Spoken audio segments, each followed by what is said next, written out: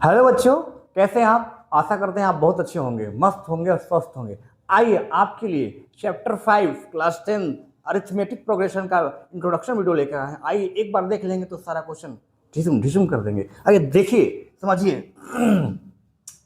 अब समझिए पहले कि अरिथमेटिक प्रोग्रेशन क्या है। चैप्टर अरिथमेटिक प्रोग्रेशन, इसका मतलब समझिए। इसको शॉर्टकट में हम लोग बोल देते हैं एपी। क्या बोल देते हैं? एपी। ठीक है, शॉर्टकट इसका एपी बोलते हैं। तो ये होता क्या है? It is a sequence of number such that the difference is constant. मतलब कि एक सीक्वेंस होता है नंबर का, उन नंबरों के बीच में जो डिफरेंस होता है ना, वो कांस्टेंट होता है। जैसे एग्जांपल में समझिए, जैसे जैसे मान लीजिए ये एग्जांपल है एपी का, एग्जांपल ऑफ एपी 1 2 3 4 5 ये 100 तक है टर्म्स। ठीक है, इसमें देखिएगा कॉमन डिफरेंस कितना है? 2 - 1 1, 3 - 2 1, 5 - 4 1। यानी कि जहां तक ये जाएगी उन दोनों मतलब संख्याओं के बीच, दोनों नंबर्स के बीच जो कॉमन डिफरेंस होगा ना, वो कांस्टेंट होगा, मतलब सेम होगा। कहने मतलब ये है। अब इसमें सीक्वेंस क्या आता है? It is a set of number arrange in a different order. एक ऑर्डर में अरेंज किया जाता है, एक निश्चित ऑर्डर में इसको अरेंज किया जाता है। ठीक है प्यारे बच्चे, जैसे देखिए इसमें भी देखिए आप डिफरेंस देखिए। तो ये -10 का है, इसमें 30 में से 40 घटाएंगे -10, 20 में से 30 घटाएंगे -10, और यहाँ पे देखिए 10 में से 20 घटाएंगे -10। यानी कि डिफरेंस हमेशा क्या होगा? कांस्टेंट होगा। अगर एपी आपको पता करना कि क्या ये एपी में है, तो आपको सबसे पहले उसमें का डिफरेंस देखो। जितने भी अंक मतलब जितने भी नंबर्स होंगे उनके बीच का जो डिफरेंस होगा वो बच्चे वो सेम होना चाहिए। किसी का 5 तो किसी का 4 नहीं होगा। अगर होगा 5 डिफरेंस तो सबका 5 डिफरेंस होना चाहिए। यही आपका कह रहा है ये एपी। तो देखिए, अब हम बता रहे हैं आपको कि टाइप्स ऑफ एपी। देखो एपी 2 टाइप्स का होता है, एक फाइनाइट एपी और होता है इनफाइनाइट एपी। फाइनाइट एपी में नंबर ऑफ टर्म लिमिटेड होता है, लिमिटेड, उसमें लिमिट है। टर्म्स जो होगा एपी का वो उसमें लिमिट होगा कि भाई इतना टर्म्स के बाद वो अब एपी मतलब आगे नहीं बढ़ेगी। और एक होता है इनफाइनाइट। इनफाइनाइट इसमें अनलिमिटेड टर्म्स रहेंगे, आपको एपी दे दिया जाएगा और इसमें अनलिमिटेड टर्म्स होगा। एग्जाम्पल में अगर हम कहें तो देखिए ये यहाँ तक समाप्त हो रहा है, ये जो है एपी यहाँ तक समाप्त हो रहा है, यानी कि ये जो है फाइनाइट एपी होगा, क्योंकि इसका अंत 100 तक ही है। बट अगर ये दोनों को हम लोग देखें तो ये देखिए ये पता नहीं कहाँ तक चला जाएगा, ये कहाँ तक चला जाएगा हम लोग नहीं जानते हैं। तो ये किस में आ जाएगा? ये आ जाएगा इनफाइनाइट, इनफाइनाइट एपी में आ जाएगा, क्योंकि इसका कोई अंत नहीं है, ये चलता ही रहेगा। ठीक है, ये आप समझिए। अब आइए आप बताते हैं general form of AP. General form of AP देखिए बच्चे, जैसे ए plus d, a plus 2d, a plus 3d, a plus 4d, A plus 5d, A plus 6d, A plus 7d, A plus 8d, A plus 9d, A plus आगे आप अनंत तक जा सकते हैं, infinite तक।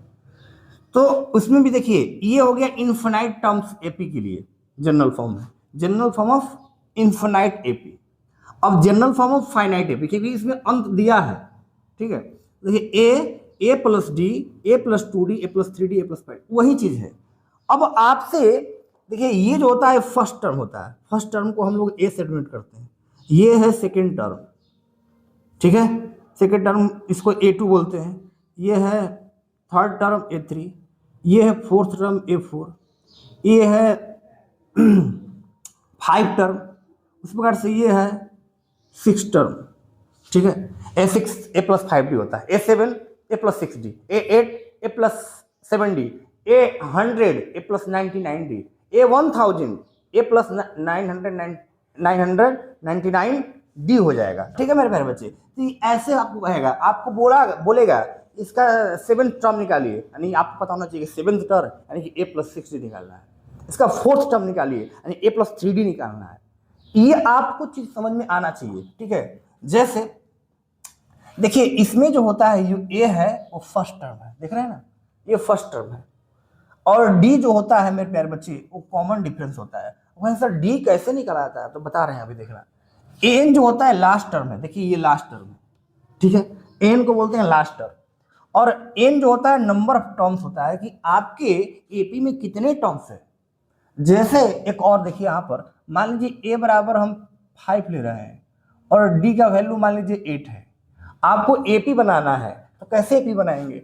5 लेंगे पहला, क्योंकि a तो फर्स्ट टर्म में है, यानी कि a 5 हो जाएगा। उसमें a में d जोड़ेंगे, 5 8 13 हो जाएगा। अब फिर से a प्लस 2d, यानी a का वैल्यू तो 5 है और 2 इंटू डी, 8 भी 16, 16 5 21, यानी कि हाँ 21 होगा। आप देखिए ऐसे करते करते आपको मान लीजिए a प्लस 3d लिखना है, a प्लस 3d, यानी a का वैल्यू तो 5 है, प्लस 3 इंटू डी कितना है, d है 8, यानी 8 की 24, 24 है 5 29, यानी 29 हो जाएगा। आप इसमें देखिएगा ऐसे करते करते आगे चला जाएगा, आपका बन जाएगा। यानी कि इसमें से डिफरेंस जो होगा वो सेम होगा, डिफरेंस सेम होगा।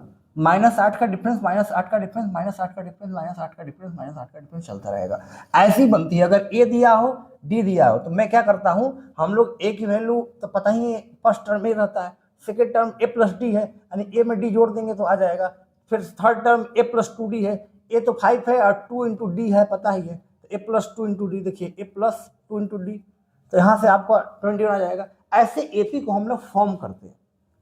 अब कहेंगे सर कॉमन डिफरेंस बताइए ना थोड़ा सा, तो अभी हम आगे आपको बता रहे हैं, फॉर्मूला के साथ में एक एग्जांपल देते हुए बताएंगे, ठीक है। तो आइए आगे देखिए, इससे में कोई दिक्कत है तो बता दीजिए, ठीक है। आइए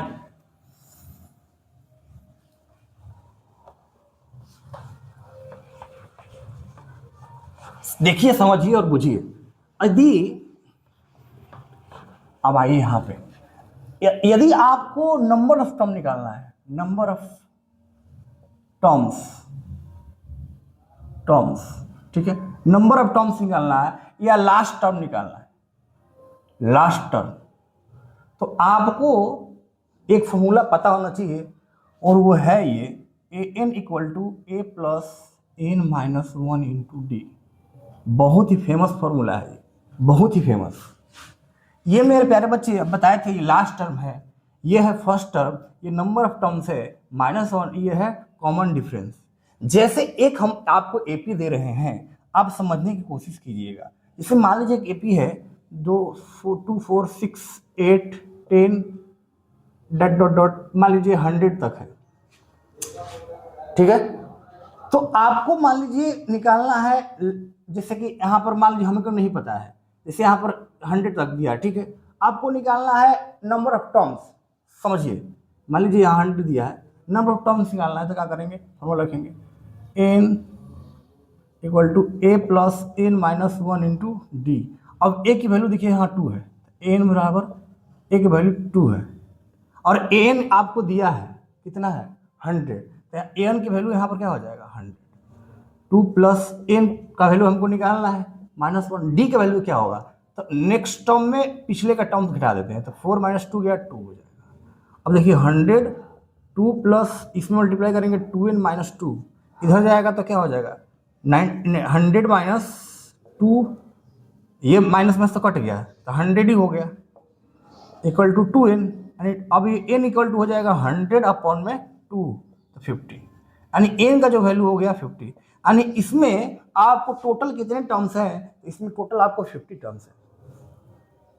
ऐसे ही क्या हो जाता है, कभी कभी आपको दे देगा क्या आएगा, n का वैल्यू निकालिए, आपको नंबर सब टर्म दे देगा, कोई एक चीज देगा, कोई एक चीज पूछेगा। तो बहुत ही बेसिक है, बहुत ही आसान है, ये सब आप एक बार समझेंगे तो समझ में आ ही जाएगा, बस आपको इसको याद कर लेना है। एक और फॉर्मूला होता है sum of first nth term of AP. कौन फॉर्मूला है, Sn equal to n/2 into 2a plus n minus 1 into d. ये सम करने के लिए है। कैसे, मान लीजिए कि हमको ये एपी है, ठीक है, एपी है, एपी में टोटल कितने टर्म्स हैं 50। अगर हम टोटल 50 टर्म का सम निकालना चाहते हैं तो कैसे निकालेंगे, यहाँ n की जगह हम 50 रखेंगे, तो S50 equal to n/2, n की जगह पर 50 रखेंगे बाई 2 इंटू 2a, कितनी है, a 2 है तो 2 रखेंगे यहाँ, plus n minus n N वही एन 50 रखेंगे, -1 इंटू डी का वैल्यू, डी देखिए 4 - 2, अगला टर्म्स में पिछला टर्म्स घटा देते तो 2 हो जाएगा, ठीक है। देखिए कॉमन डिफरेंस में भी पॉजिटिव, नेगेटिव और जीरो हो सकता है, ठीक है, इसमें घबराने की बात नहीं है। डी का वैल्यू जीरो हो भी सकता है, नेगेटिव हो सकता है, पॉजिटिव हो सकता है। तो S50 तो देखो 25 हो जाएगा, और ये 2 2 या 4 प्लस 50 - 1 49 इंटू 2, तो यानी कि S50 जो हो जाएगा मेरे प्यारे बच्चे 25, 4 प्लस और 49 इंटू 2 98, और S50 जो हो जाएगा 25 इंटू 8 7 102। अब इसमें आपको मल्टीप्लाई कीजिए, 102 इंटू 25, 25 दुना के 50, 0 5 5 25 25, यानी कि S50 जो आएगा वो 25 50 आ जाएगा। यानी कि S50 तो अगर हम इसको टर्म्स को जोड़ें तो मेरे पास 2550 आ ही जाएगा।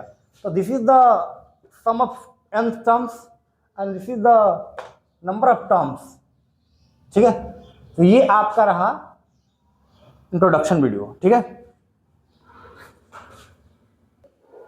यहां पर nth टर्म छूट गया, ठीक है, आप ध्यान रखिएगा, nth टर्म्स, ठीक है, बाकी सब सही है। ओके, अगला एक्सरसाइज में आपको क्वेश्चन भी कराया जाएगा।